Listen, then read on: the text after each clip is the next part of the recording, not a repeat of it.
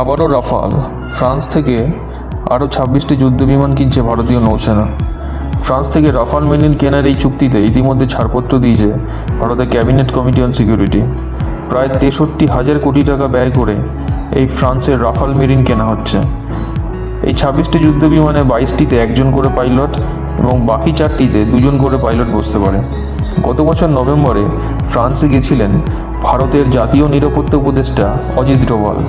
সেইখানেই ভারতের জন্য এই 26টি যুদ্ধবিমান কেনার চুক্তি স্বাক্ষরিত হয়। সংবাদ সংস্থা পিটিআই জানিয়েছে এই 26টি রাফাল এম যুদ্ধবিমান ভারতীয় এয়ারক্রাফট ক্যারিয়ার আইএনএস বিক্রান্তে মোতায়েন করা হবে।